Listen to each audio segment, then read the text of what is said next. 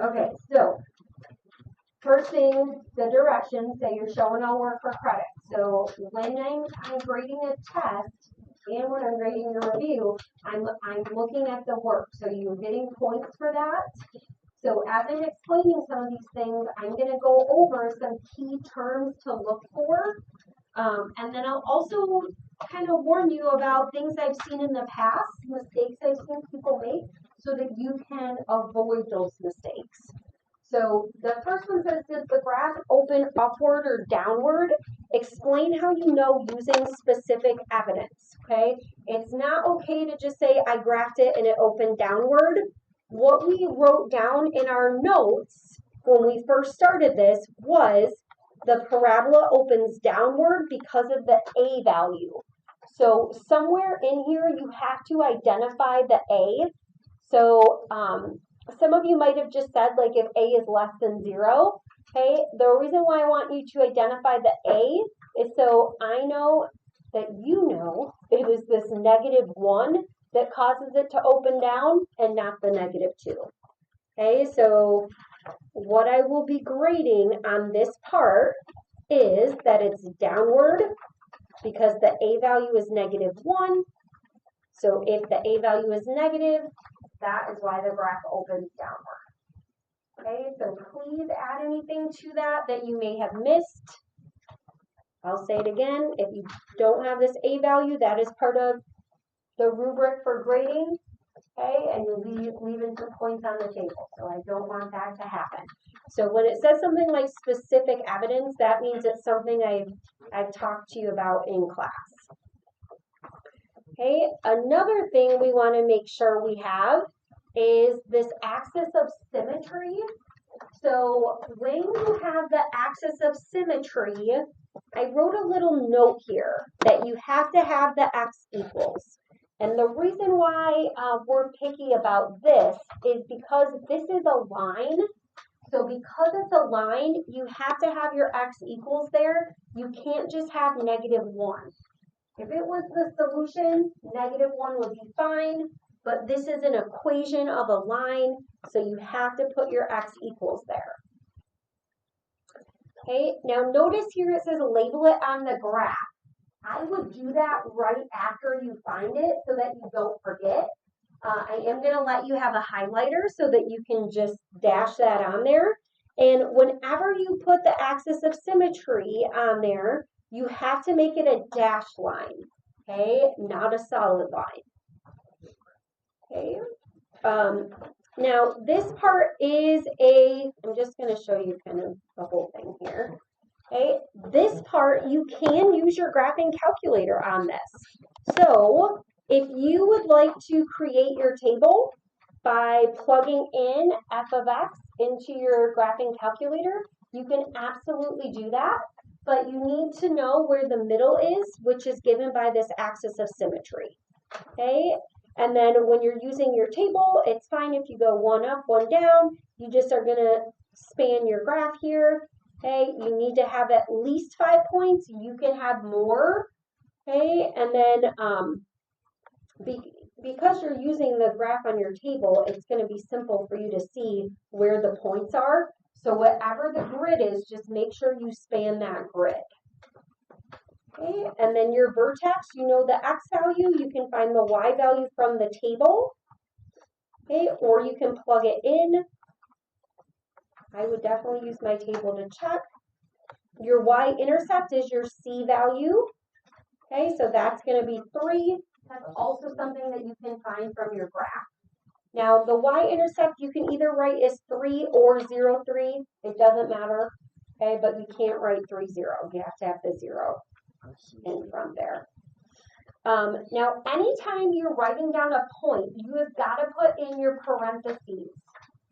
Okay, so don't just write -1, 4. It needs to be in the correct format. Okay, and then because your parabola is opening downward, the range in set builder notation is y such that y is less than or equal to 4. Okay, this is the highest y value. Everything else is below. Okay, what questions do we have about the graph or any of the notations that we talked about? All right, then let's go to number 2. So this is an explanation. When we have explanations, I'm going to look for certain things here. And I just made a few bullet points about how I'll be grading this. So what I'm going to look for in your explanation is that you've identified both max values. Okay, that's a great thing to write down so you know how I'll be grading it. So identify both of your maximum values. And then you're going to state how much greater it is in units. Okay, this one says greater. Your test might be lesser because we've done that before. So you just have to say by how many units. Okay, and the key here when you're looking at the maximum or the minimum is you are going to find the highest point if it's a maximum, the lowest if it's a minimum, and you're looking at these y-coordinates. So in the table, this is your g of x. Okay, the maximum for g of x is 3, 1. The maximum for f of x, you have to calculate. Okay, so you're going to do the opposite of b over 2a, and then you can plug that back in to get your b. I showed my work for that. You could plug this into your calculator to find your value for y. That would be fine. Okay, but you need to know what value to plug in, so you are going to have to make sure you have that. Okay, so make sure you answer the question. G of x has the greater max at 3, 1 because it is 7 units above f of x's max at 3, negative 6.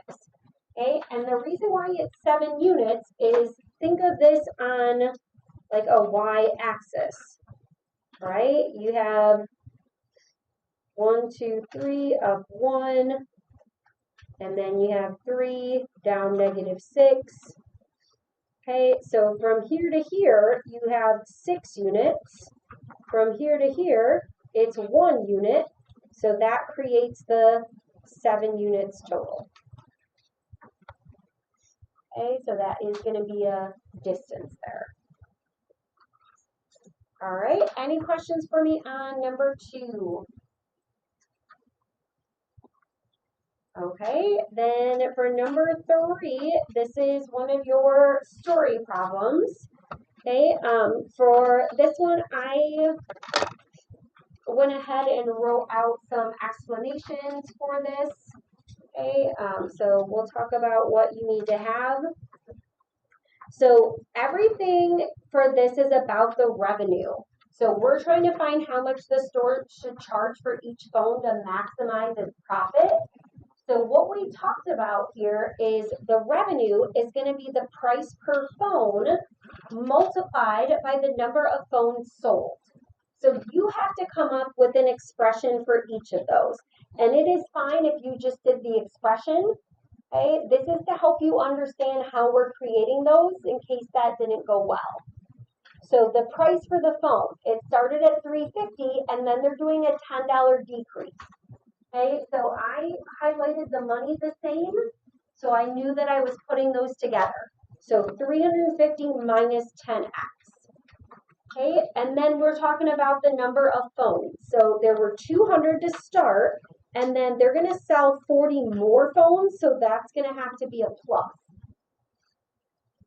All right, so it says how much should the store charge to maximize its profit? In order to do that, we want to find the x-coordinate of your vertex. And so we're going to FOIL that out to get our function. Okay, so your function should be negative 400x squared plus 12,000x plus 70,000. Okay, and then we can substitute our values for b and a to find the x-coordinate of the vertex. The reason why you want to find x is you're trying to find the price. So 350 minus 10x, if x is 15, it would be 350 minus 150, so that would be $200. Okay, so once you find the x, you're going to plug it back in, and this is also why I think it's helpful to write this down so you know which one you're plugging it into. It's asking about the price, okay, so you have to use your expression for the price. Now, when you do the domain and range, if you want to start your domain and range right away with this, you can. It is always going to be 0 is less than or equal to X, and 0 is less than or equal to Y, because the price and the phones have to be a positive value, okay, or equivalent to 0. Okay, because we know those have to be positive, we are setting up two inequalities. I'm sorry, this thing printed kind of weird for me. So when you know that these have to be positive, the price of the phone, I'm going to set greater than or equal to 0 and solve, and I get X has to be less than 35. And then the other one is going to produce a negative answer. Remember, you discard that because you know that the value of X cannot be negative. Okay, so now we just found our upper value, 35. Okay, any questions on how to find the domain? All right, then let's go to the range. So for the range, because it's the maximum Y value, what you're going to do is you're going to take that X value that you found in part A, and you're going to plug it into your function. Okay, and you can use your calculator to do that. You can also find the maximum on your calculator. That would be fine. Okay, and you will get 160,000. Okay, so that is the maximum amount. Okay, your maximum point, that vertex. All right, so do we have any questions on that?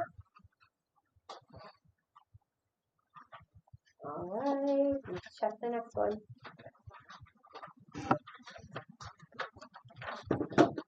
All right, so we are going to find the x-intercepts by graphing, and it says to use the table with at least 5 points. Again, you are welcome to use the table on your graphing calculator for that. Okay, and then to find the center of the table, you are always using the opposite of B over 2A. Okay, your x-intercepts, sometimes you're going to be able to find them in the table.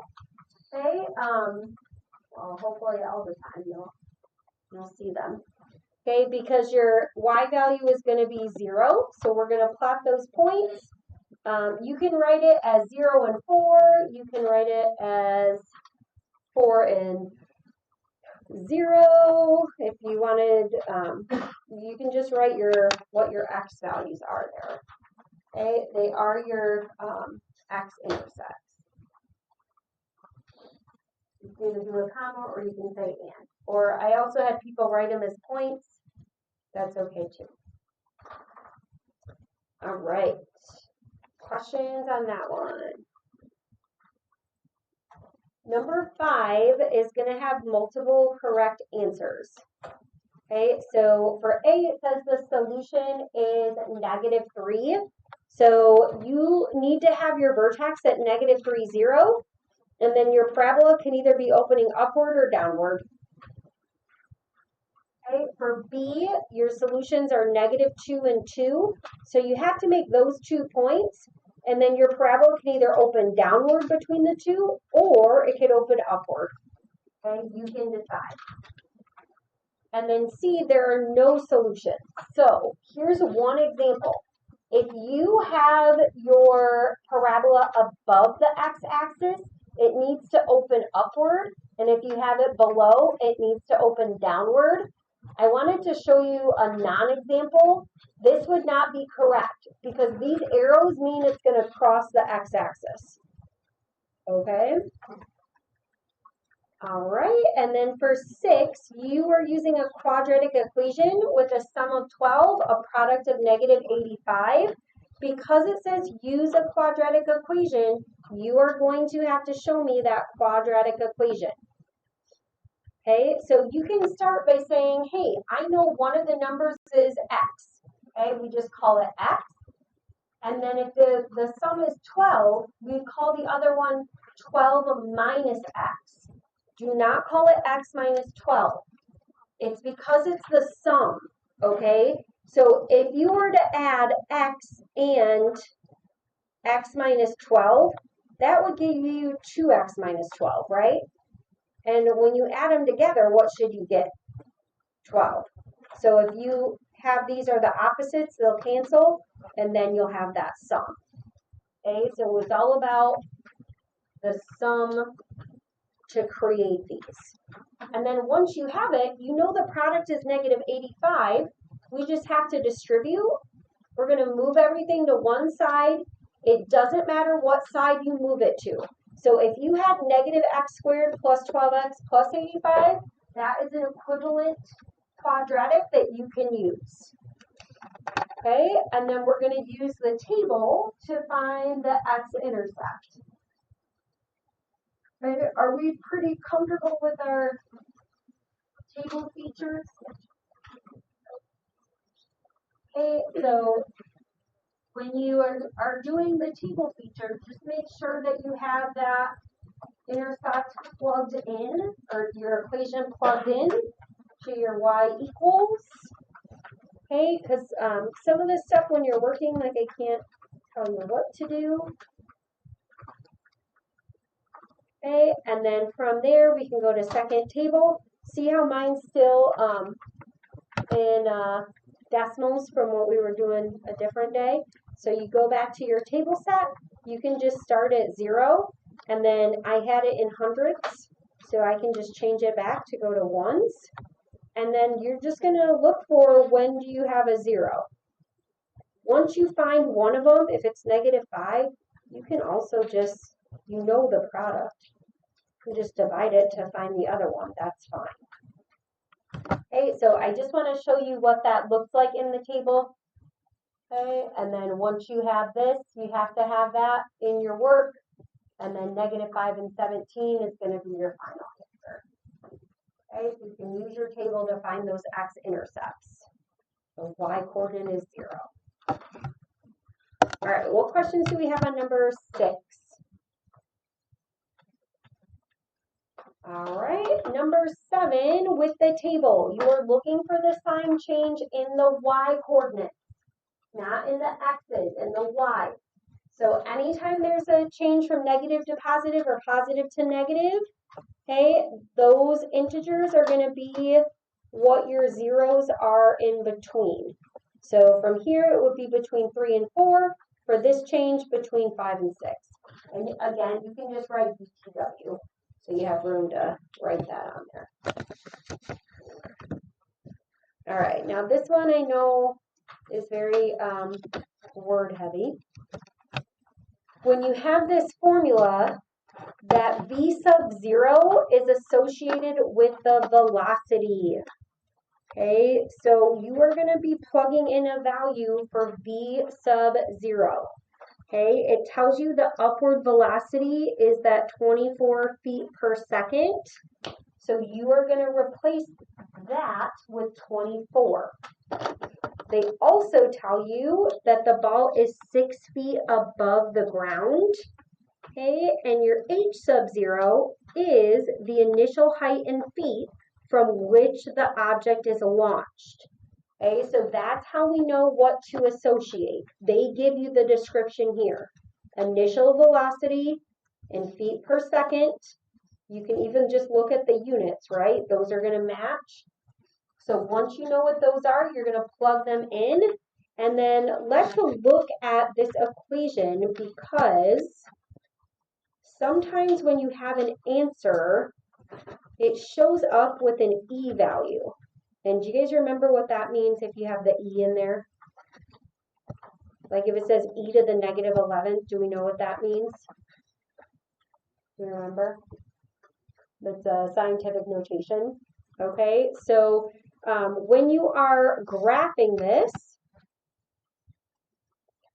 you have 2 zeros here. And if you want to like zoom in to see more, you can. So 2 is zoom in. If I want to see what's happening there, I can do that. Now, do you see 1 is negative and 1 is positive?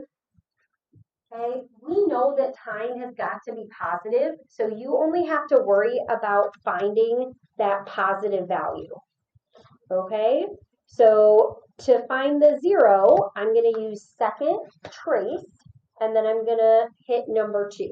So second trace, I'm going to find the 0, Okay, when you're finding like the cursor, you can look at these values.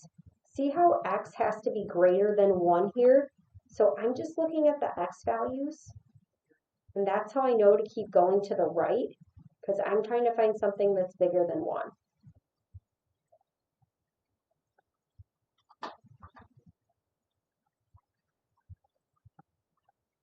There you are. Okay, and then when I'm doing this, I'm going to get as close as possible to the intercept. This is as close as I can get.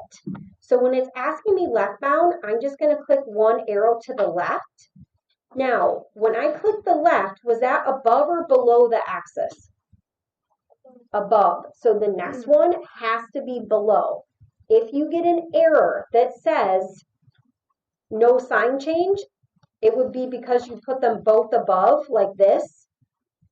Okay, because whenever it crosses the x-axis, the signs change, positive to negative or negative to positive. Okay, so then you just got to do it again. Okay, so I'm just going to hit one to the left, and then I have to go to the right to get it underneath. It asks me to guess, and then once you get here, this is your 0. Now you only need the x for this, and did it tell you what to round to? It says round to the nearest 10th. So if it tells you what to round to, you have to make sure you follow that direction, okay? So the 1 behind it just keeps it at a 1.7, but I don't want you to be confused if you see this number. This is just a very small number, okay? 1e to the negative 12, that's scientific notation for 1 times 10 to the negative 12. And if you wrote that number out, you would have 11 zeros and then a 1. Okay, so this rounds to 0. Okay, so that's not something that you need to worry about. I know some people got confused when they saw that, and I wanted to make sure that we were good. Okay. All right, and then I'm going to let you guys check your answers to the last page.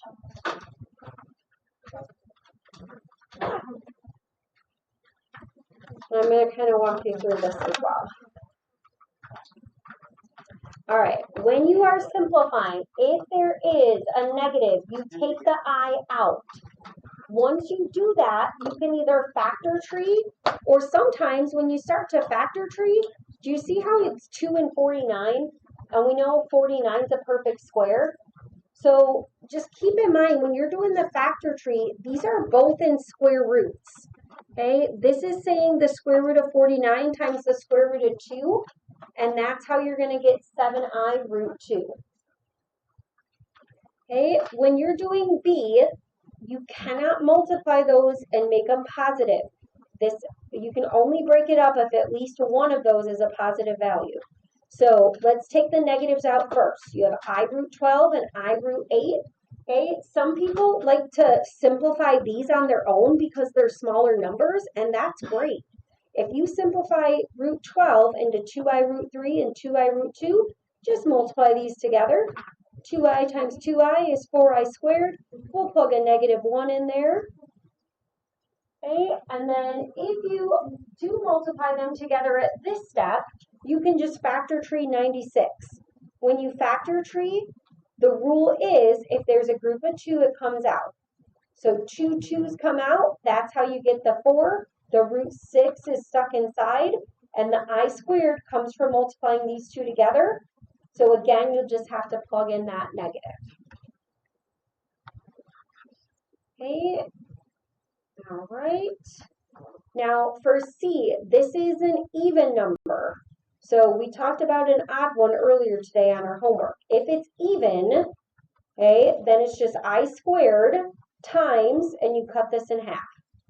Anytime it's an odd exponent, your result should be negative. That's why you have negative 1. Anytime it's even, your result should be positive. And then if you have an odd number, you could have an I with this.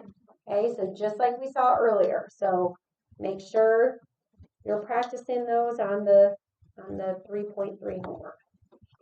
Okay, so for D, when you multiply these together, you got 144.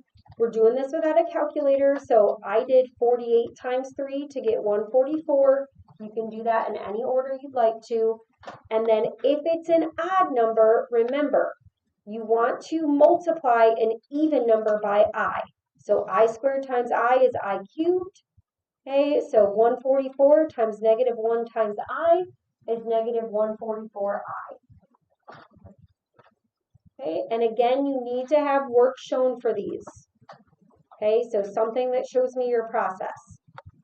For E, you've got to do the order of operations. So negative 7i times negative 7i is 49i squared. I know some of you just jump to negative 49, that's fine. And then when you multiply a negative by a negative, you get a positive, and then you're going to have that I value with it. Okay, what questions do we have on number 9?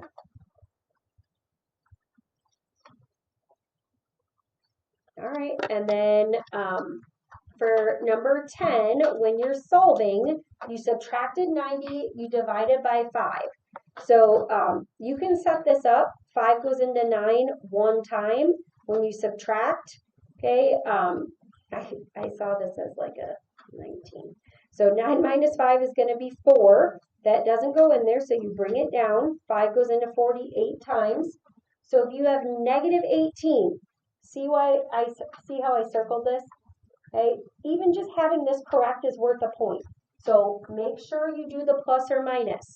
Okay, you need the plus or minus when you are solving, only when you're solving.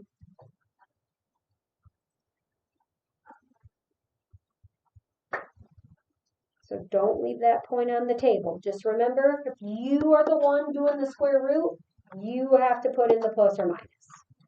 Okay, and then again, whenever you have a radical, always simplified.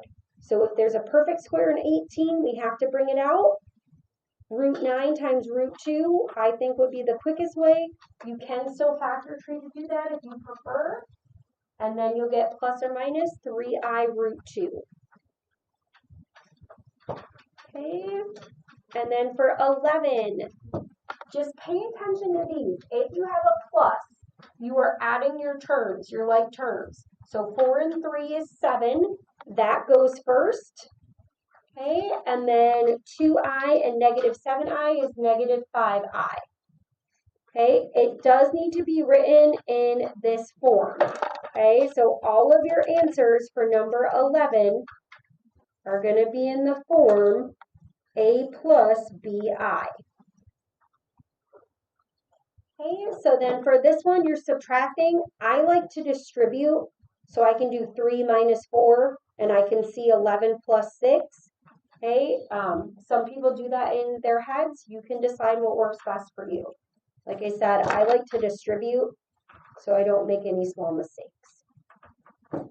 Okay, and then when you are using the FOIL method, that is for multiplying. Okay, so don't accidentally FOIL these because you see parentheses. If it's a plus, you just add. Minus, you subtract.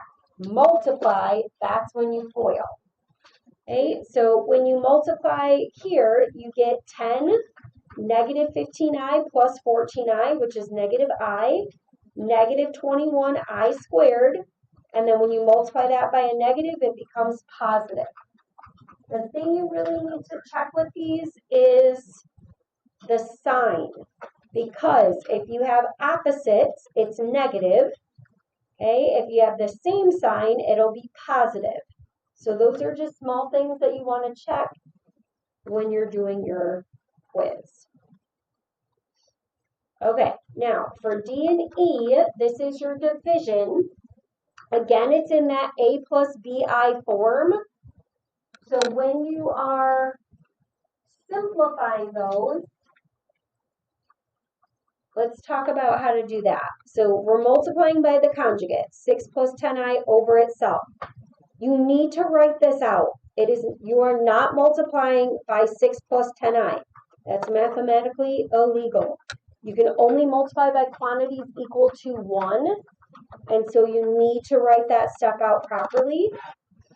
And then once you distribute and you plug in your -1, you get here, okay?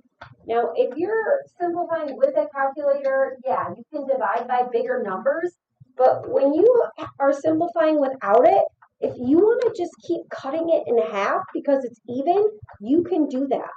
Half of 24 is 12. Half of 136 is 68. Cut them in half again. 6 over 34. Cut them in half again.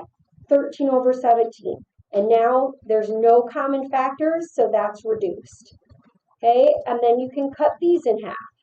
Okay, until you get to something where it doesn't reduce. Okay, even for E, this one is going to reduce if you multiply by 3i. Okay, you could have also multiplied by I over I. You'll get the same final answer. Okay, but if you multiply by 3i over itself, you will have a common factor of 3 in both of these, and then you'll reduce.